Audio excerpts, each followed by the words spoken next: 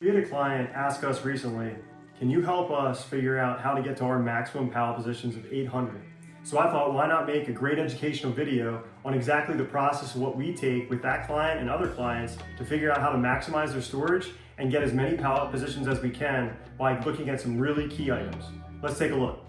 First, you need to know the length and width of your build. For our video, we're going to assume that this is 100 feet and 100 feet.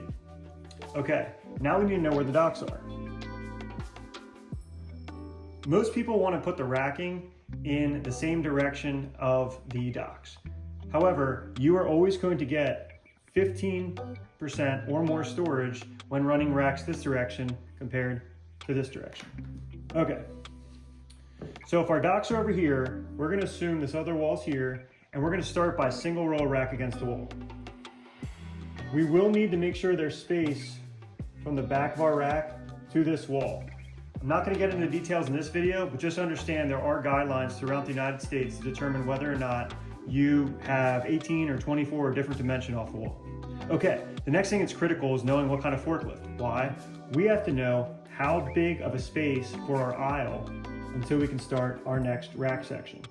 Keep in mind, different forklifts require different dimensions. A sit-down forklift may require anywhere around 13 foot of aisle space compared to a reach truck, which may be a 9-foot aisle, and a turret truck might be as little as 6 to 6.5 feet.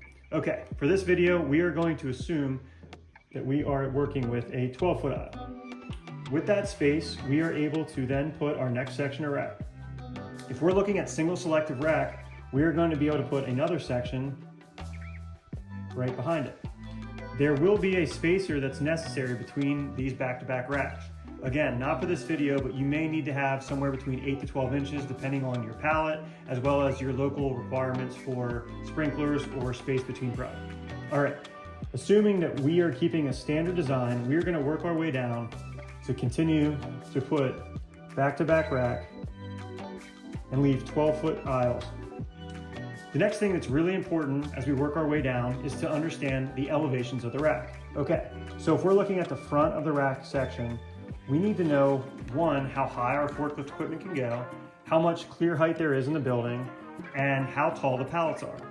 Assuming we're gonna put pallets on the ground, and we're gonna store two next to one another in an 8-foot section,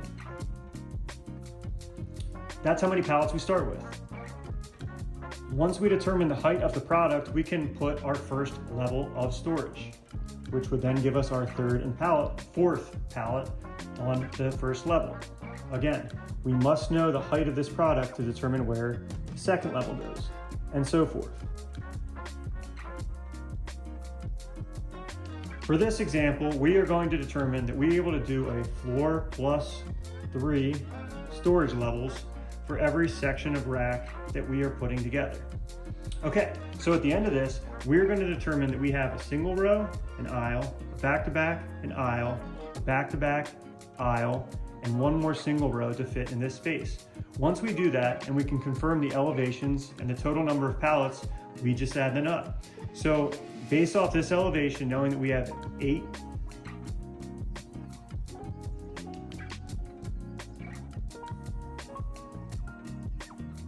we can total our pallet position count.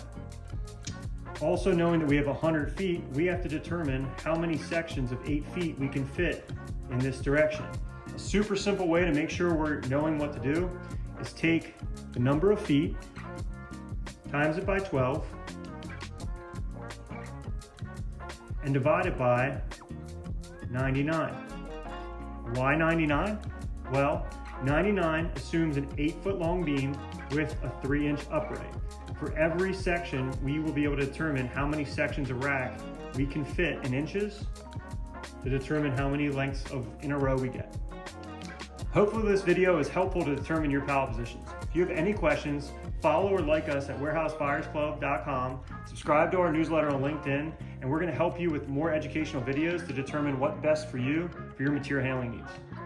So I hope you guys all enjoyed this video. Make sure to like and subscribe on this channel at Warehouse Buyers Club. Let us know if there's anything we can do for you in educating Warehouse Buyers Club clients. Till the next time.